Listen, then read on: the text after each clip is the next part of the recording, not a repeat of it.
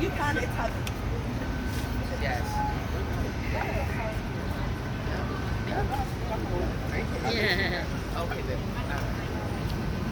Check. What do we want? CIT. Wait, hold up. The answer is peers, not police. Replay. What do we want? Peers, not police! What do we want? Peers, not police! When do we want it? Now! What do we want? Peers, not police! When do we want it? Now! Good morning, everybody.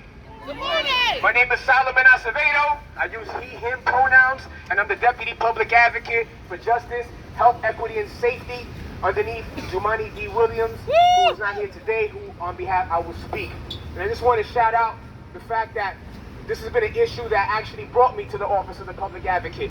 Because before I was working at the Public Advocate, the work of figuring out a solution to alternative mental health crisis response was eagerly and actively being worked on.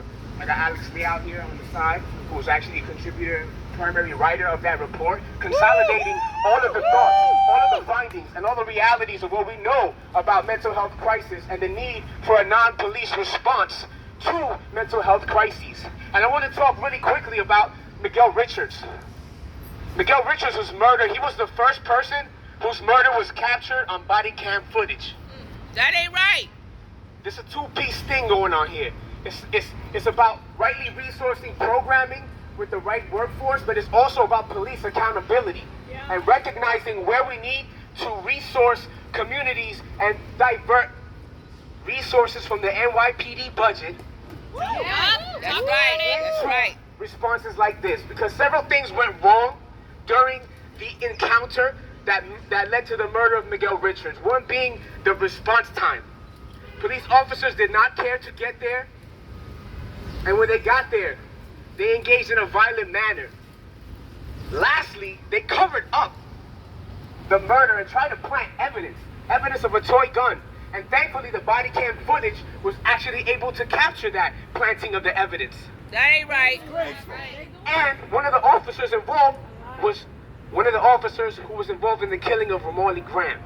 Shame on them. And they still have their jobs. That ain't right. That ain't right. That ain't right. That ain't right. So it's not just about peers, not police. It's about police accountability and making sure that when police murder our loved ones, that they can't keep their jobs. Yes.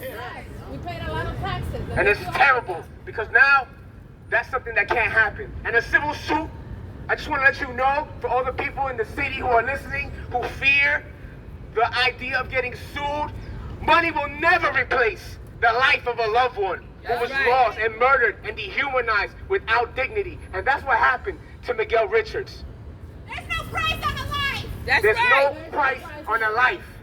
And that's why we need to divert resources from the NYPD budget and put it into programs that are not be heard. Yes. Because there's a few problems that are going on with this program.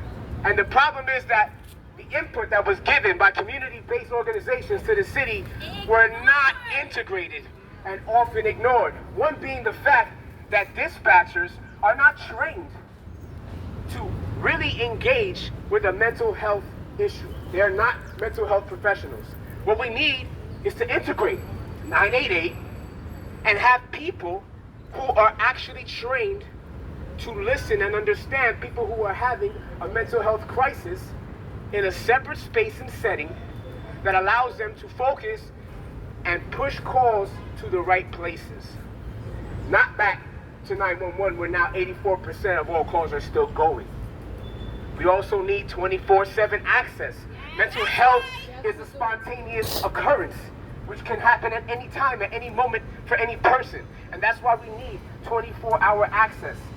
We also need peers involved in the navigation of the resources for people who are experiencing this crisis. As was heard, nobody understands better than those who have gone through it. And those are the people that need to be resourced in a right workforce experience, not tagged along for the lowest minimum wage cost that could possibly be, not a temporary, not a stigmatized position where people are looking at you like you're less than an employee because you have the lived experience. No, we need to create a workforce properly resourced with dignity. Yeah. Well said. This is it. We know what to do. We have the answers. We have the criticism. We have the people who live here. We have to think about how we can further engage. And lastly, I want to say, there's private EMTs, trauma-informed organizations that are building their own capacity that the city should be resourcing. If they can't find EMTs who are wanting to volunteer, we need to train and seek out Talk about people who really want to do this job. Because there are people who want to do this, That's but right. they're not aware of it.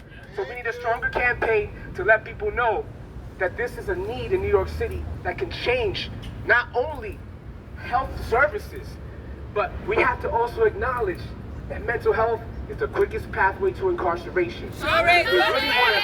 help close Rikers Talk Island, about it. these things that were happening in our city that we say Talk are about it. crime related, that actually will be solved with mental health services just like these. Yes. So what do we want? Police! When do we want it?